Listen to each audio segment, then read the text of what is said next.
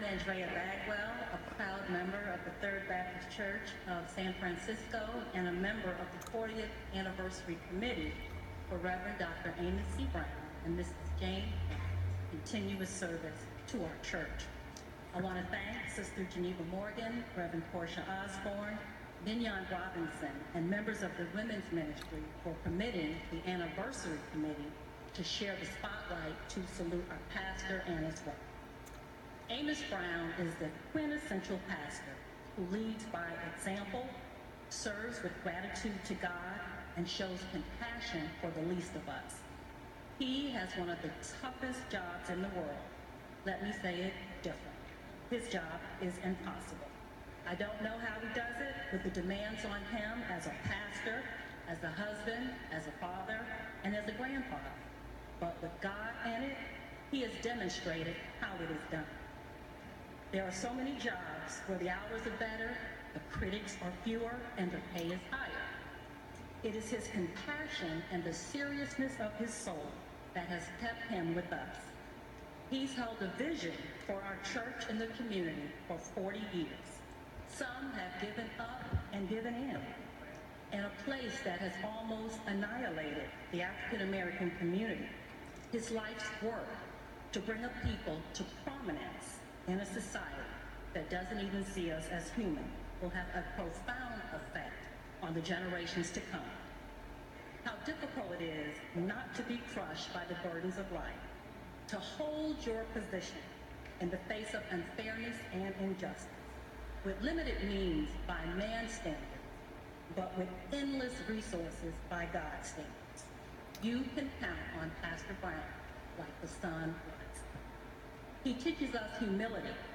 He doesn't go around in a boastful way to say, you know, Jane and I, we've been the guests of 3 presidents of the United States. President Jimmy Carter, President William Jefferson Clinton, and Barack Obama. Instead, he teaches us to be servant leaders, to enrich the lives of individuals, build better organizations, and ultimately to create a more just and caring world. With his God-given discernment, he sees in us what we fail to see in ourselves. It's like Amos Brown's master class. I came to San Francisco with a hope and a prayer. I relocated here for a management position at a major employer. Unknowing, unprepared for the corporate culture, shaken and scared, I failed.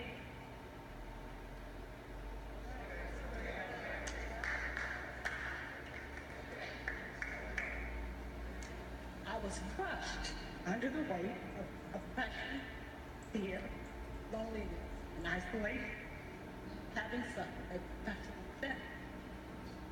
I had the resources, through God's grace, to support myself for 6 months as a reserve accountant. As that was slowly dwindling, Pastor Brown helped me to find another job. He gave me specific direction. He said, Andrea, go down there and submit your resume. Well, I still hadn't learned my lesson and kept doing things my way. So I emailed. But you know what? I missed the whole point of what he had told me to do, to have the face-to-face encounter with my future employer. When I went down for the introductory meeting, the woman said to me, do you know that Pastor Brown knew everything? The scripture says, I can do all things through God who strengthens me. But we must be obedient. His wife and soulmate and queen, Mrs. Jane Evangeline Brown, has the most delightful disposition. With dignity and grace, she moves throughout the congregation, transforming ideas and attitudes. Mrs. Brown has inspired a movement at Third Baptist involving health, nutrition, and wellness. For me, as a breast cancer survivor, those things are so important to me, and I'm sure they're important to you as well.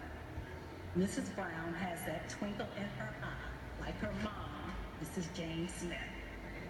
When she visited her daughter and son-in-law in New York for the birth of their youngest child, she took the time to telephone my daughter, who's also in New York. to introduce herself and to let the teacher know that I was okay.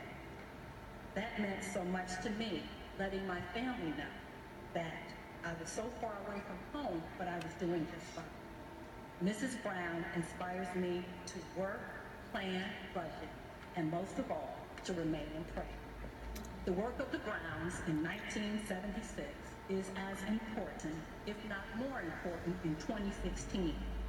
Just this past Friday, the Friday Night Live team took the youth group to the California Academy of Sciences for the Supernatural Halloween event. Not only was the event beautifully orchestrated and decorated, it was sold out. Think about it. They closed the museum down so parents and children could have a great time. Sadly, out of about 600 to 700 people there, our group, we were the only African Americans there. And yes, we made sure that our children were well behaved. But to me, to the Browns, I would say this to you all. How can our children become scientists, researchers, doctors, marine biologists, or even museum curators if they don't have exposure? Because science is more than a school subject or a periodic table. It's a critical way to understand, explore, and engage with the world. It's because of Pastor Brown and Mrs. Jane Brown's vision that the next generation of leaders will be inspired. Thank you both so very much for your service.